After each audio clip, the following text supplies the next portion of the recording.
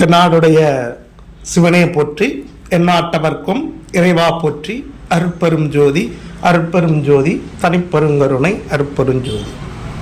Guruji விசிசிவளம்பையாவுடைய TV channel வழியாக இந்த நிகழ்ச்சியை பார்த்து கொண்டிருக்கக்கூடிய பல லட்சக்கணக்கான தமிழ் உள்ளங்களுக்கு என்னுடைய முதற்கண் வணக்கத்தை தெரிவித்துக் கொள்கிறேன்.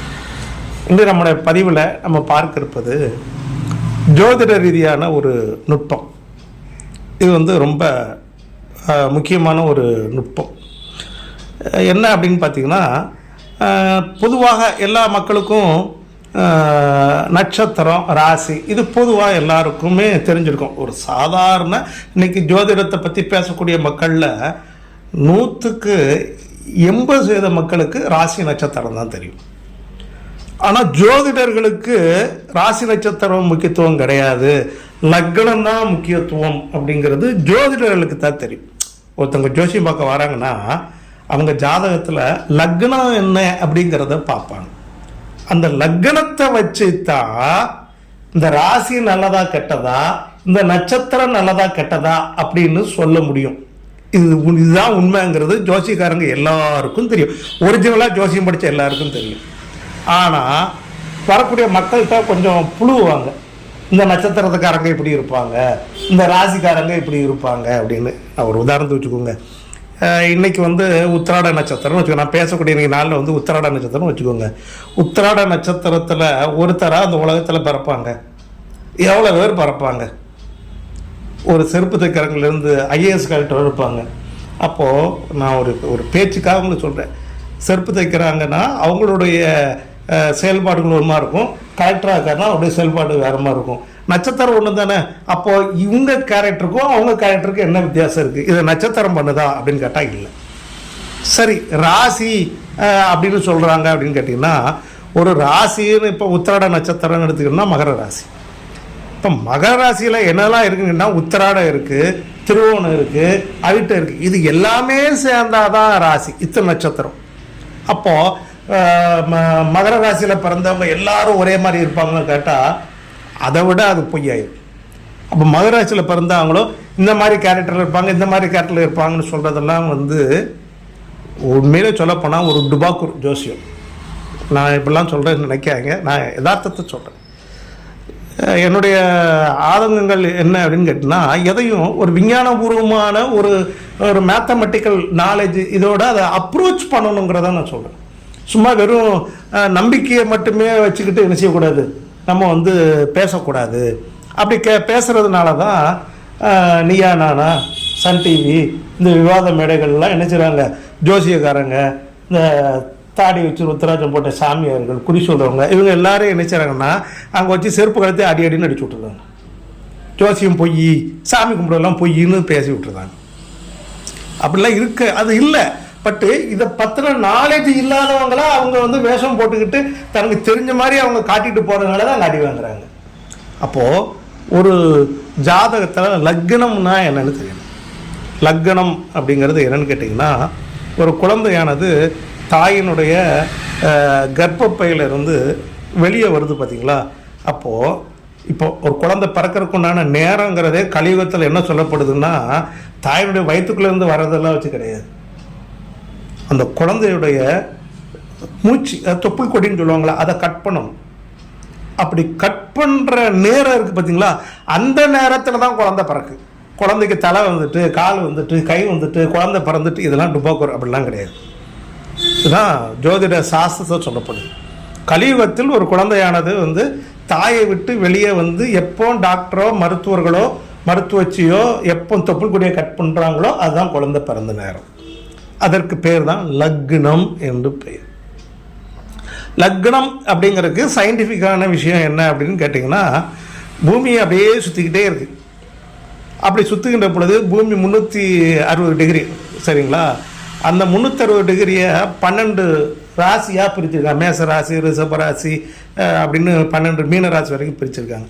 அப்போ இந்த குழந்தையானது தாயை விட்டு பிரிந்து வருந்து முதலாக சுவாசம் மூச்சை இழுக்கு பார்த்தீங்களா, அந்த காலகட்டம் தான் பிறந்த நேரம். அந்த பிறந்த நேரத்தில் சூரியன் எந்த திசையில் உதிக்குதுன்னா நம்ம பொதுவாக பூமியின் சுழற்சி அடிப்பில் கிழக்கு திசைகள்.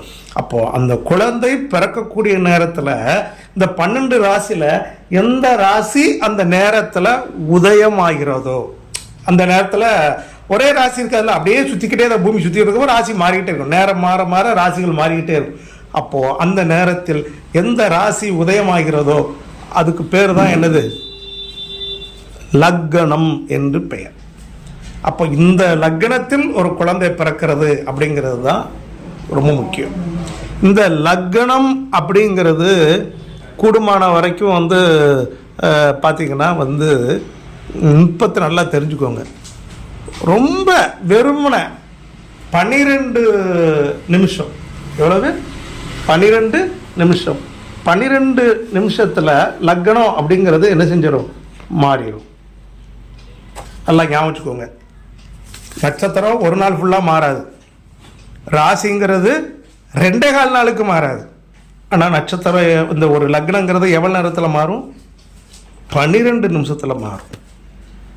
நல்லா ஞாபகம் வச்சுக்கோங்க. 12 நிமிஷத்தில் ஒரு லக்னம் மாறும்.